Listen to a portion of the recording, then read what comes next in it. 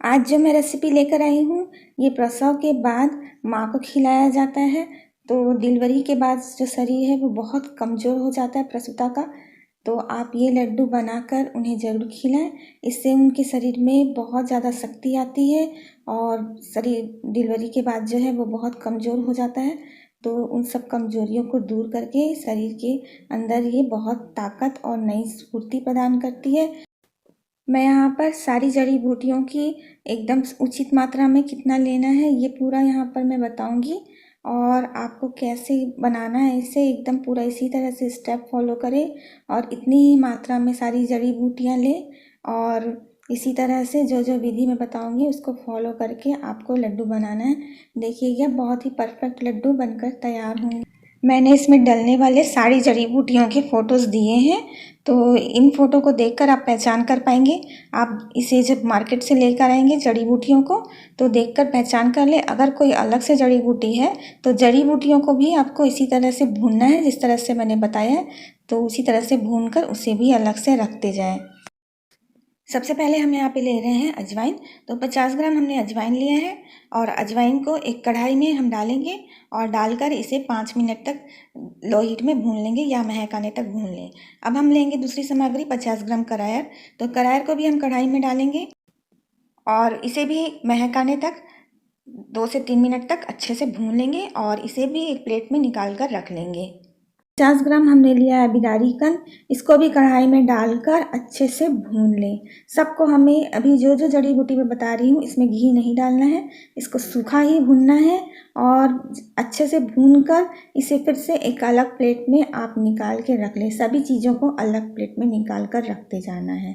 अब अश्वगंधा को भी हम इसी तरह से कढ़ाई में डालकर रोस्ट कर लेंगे जब तक ये अच्छा से आप तोड़ कर देखेंगे तो अच्छा से कुरकुरा हो जाता है। तब तक हमें इसे भूनना है और इसे भी निकाल के अलग प्लेट में रख लेंगे। अब अगली सामग्री जो मैंने ली है वो शतावरी है।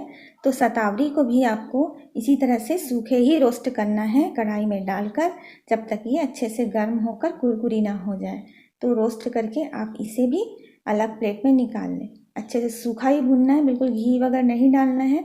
इन सब चीज़ों में जिन चीज़ों में मैं बता रही हूँ घी डालकर किसको रोस्ट करना है ये मैं आपको आगे बताऊंगी। 50 ग्राम हमने चमसूल लिया है तो इसे भी हमें सूखा ही कढ़ाई में डालेंगे और ये अच्छे से फूले फूले से दिखने लग जाएंगे आप इनको रोस्ट करते जाएंगे तो। और अच्छे से इन्हें भी भूनकर एक से अलग से प्लेट में निकाल के रख लें। अगली सामग्री जो हम रोस्ट करेंगे वो है 50 ग्राम कमरकस हम लेंगे और कमरकस को भी हमें सूखा ही भूनना है। अगर ये एक प्रकार का गोंद होता है, अगर आप इसको घी में डालकर फोड़ देंगे ना तो ये पूरा लसलसा चिपचिपा सा हो जाता है। इसलिए इसे हमारे यहाँ पे सूखा ही भूना जाता है। तो इसे सूखा अच्छे से कुरकुरा होने तक भून लेंगे। ये भी भून जाती है अच्छे से और भूनकर एक अलग प्लेट में इसे भी निकाल कर रख लें। अब जो सामग्री हम ले रहे हैं तो यहाँ पर हमें एक पैन में आधा किलो घी डाल लेना है और घी डालकर अब हम पिपली को डालेंगे उसमें घी में। तो अच्छे से तेज़ गर्म में पिपली को डाल करके अच्छे से फूलने तक इसे फ्राई करें और फ्राई करके अलग से निकाल कर इसे भी एक अलग प्लेट में रख लें। तो पिपली को जब आप फ्राई करेंगे तो ये गरम अच्छे से घी में डालेंगे तो अच्छे से फूल जाएगी। अच्छे से फ्राई करना है और फ्राई करके निकाल के एक प्लेट में रखते जाए। अगली सामग्री है हम जो घी में फ्राई करेंगे वो है गोंद। तो 400 ग्राम मैंने यहाँ पे गोंद लिया है। तो जो गर्म घी है घी में इसे डालें। एक साथ में पूरा एक बार में नहीं डालें, इसे आधा आधा करके आप 2 से 3 बार में फ्राई करें। तो जैसे ही आप इसे तेज़ गर्म में डालेंगे देखिएगा ये पॉपकॉर्न की जैसे फूल जाती है। तो इसे इसी तरह से फ्राई करके निकाल कर एक अलग प्लेट में रखती जाए। जो जो सामग्री मैंने अभी तक बताई है सबको मैंने अलग अलग प्लेट में रखवाया है, उसका कारण मैं आपको अभी आगे चलकर बताऊंगी। तो वीडियो को देखते रहें। जो अगली चीज़ है जिसे हम फ्राई करेंगे वो है सौंठ। तो 400 ग्राम मैंने यहाँ पे सौंठ लिया है। तो सौंठ को आपको इसी तरह से डाल देना है सीधे गर्म एकदम घी में आप इसे डालेंगे। तो आप इसे जब फ्राई करेंगे ना तो ये देखिएगा एकदम फूल कर हल्की हो जाएगी और फ्राई करते जाएंगे तो कलर चेंज हो जाएगा और हल्की हो जाती है एकदम एकदम फूली फूली सी दिखाई देने लग जाएगी आपको। तो आपको खुद ही पता चल जाएगा कि सौंठ फ्राई हो चुके हैं। तो सौंठ को अच्छे से फ्राई करना है इसी तरह से और फ्राई करके इसे निकाल कर एक अलग प्लेट में रख लेंगे। अब आगे की चीज़ें देखते हैं। अब हम उसी घी में फ्राई करेंगे मखाने को। तो यहाँ पे आधा किलो हम मखाना ले रहे हैं और मखाना को हम घी में अच्छे से क्रिस्पी होने तक फ्राई करेंगे। तो अगर घी कम हो गया हो अगर आपकी कढ़ाई में तो आप घी और डाल सकते हैं उसमें। और मखाना को इसी तरह से बैचेस में अच्छे से क्रिस्पी होने तक फ्राई करें और अलग प्लेट में निकाल कर रखते जाएं। अब बारी आती है मेवों की। तो अब हम क्या करेंगे, मेवों को बस सिर्फ बारीक काट कर रख लेंगे। तो आधा किलो छुहारा मैंने यहाँ पे लिया है, आधा किलो काजू मैंने यहाँ पे लिया है तो सब, और साथ में आधा किलो हम बादाम लेंगे, आधा किलो किशमिश लेंगे, एक पाव हमने पिस्ता लिया है। तो सभी को हम बारीक काट कर रख लेंगे और इन्हें घी में फ्राई वगैरह हमें नहीं करना है, इसे हम बारीक काट कर रख लेंगे। किशमिश को ऐसे ही रहने दें और आधा किलो किशमिश है यहाँ पर। बाकी ड्राई फ्रूट्स को काट कर आप अलग रख लें। अब 2 सूखा नारियल हमने यहाँ पर लिया है। जो सूखा नारियल भेला होता है इसको आप कद्दूकस करके रख लें। इसे हमें किसनी की सहायता से कद्दूकस करके रख लेना है। लड्डू को बनाने के लिए हम यहाँ पे गुड़ ले रहे हैं। तो 1.5 किलो हमें गुड़ चाहिए होगा और 1.5 किलो हमने घी लिया है। अब जो अलग अलग प्लेट में हमने जड़ी बूटी भून कर रखा हुआ है तो एक एक जड़ी बूटी को आप मिक्सी के जार में डालते जाए और अच्छे से चिकना पीसे।